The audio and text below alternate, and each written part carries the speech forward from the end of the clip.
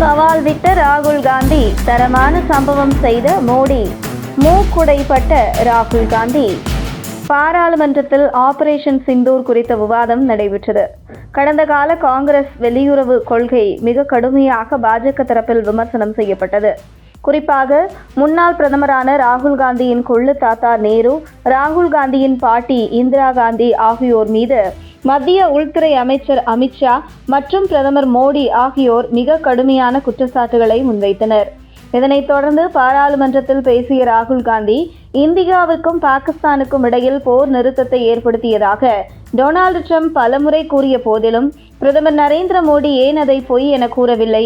இரு நாடுகளுக்கும் இடையே போர் நிறுத்தத்தை மத்தியஸ்தம் செய்வதாக அமெரிக்க அதிபர் டொனால்டு ட்ரம்ப் மீண்டும் மீண்டும் கூறுவதை பிரதமர் நரேந்திர மோடி பகிரங்கமாக மறுக்க வேண்டும் என தெரிவித்த ராகுல் காந்தி, இந்தியா பாகிஸ்தான் மோதலை நிறுத்தியது நான் தான் என அமெரிக்க அதிபர் ட்ரம்ப் இதுவரை 29 முறை சொல்லிவிட்டார்.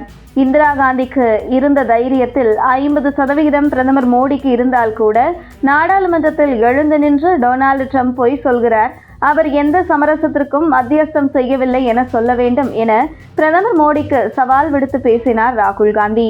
இதனைத் தொடர்ந்து ராகுல் காந்தி விடுத்த சவாலுக்கு பதிலடி கொடுக்கும் வகையில் பேசிய பிரதமர் மோடி, எந்த ஒரு உலக தலைவரும் இது தொடர்பாக இந்தியாவிடம் பேசவில்லை என தெரிவித்த மோடி, ஆபரேஷன் சிந்தூரை நிறுத்தும்படி எந்த உலக தலைவரும் எங்களிடம் கூறவில்லை என தெரிவித்த பிரதமர் மோடி மேலும் தொடர்ந்து பேசிய பிரதமர், 9ஆம் தேதி இரவு அமெரிக்க துணை அதிபர் JD வான்ஸ் என்னுடன் பேச முயற்சி செய்தார்.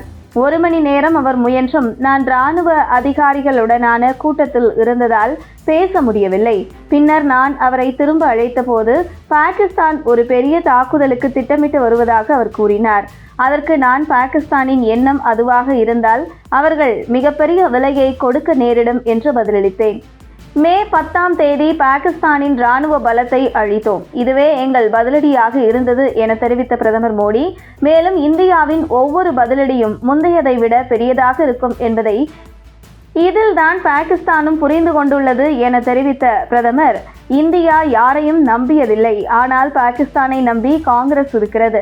மக்கள் மனங்களில் சந்தேக விதைகளை விதைக்க காங்கிரஸ் முயற்சி செய்கிறது என ராகுல் காந்திக்கு பதிலடி கொடுத்த பிரதமர், பாகிஸ்தானின் இசைக்கு ஏற்றவாறு காங்கிரஸ் கட்சி பாடுவதாக விமர்சித்த பிரதமர், காங்கிரஸ் கட்சி தங்களின் திட்டங்களை பாகிஸ்தானில் இறக்குமதி செய்வதாக குற்றம் சாட்டினார்.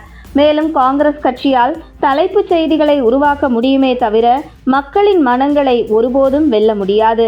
பிரதமர் நேருவின் தவறான கொள்கையால் சிந்து நதிநீர் ஒப்பந்தத்தில் பாகிஸ்தான் இணைக்கப்பட்டது. இதனால் சிந்து நதிநீர் 80 விழுக்காடு நமது எதிரிகளுக்கு செல்கிறது என்றும் பிரதமர் கூறினார். இந்திரா காந்தி தமது ஆட்சி காலத்தில் கச்சத்தீவை இலங்கைக்கு தாரை வார்த்தார்.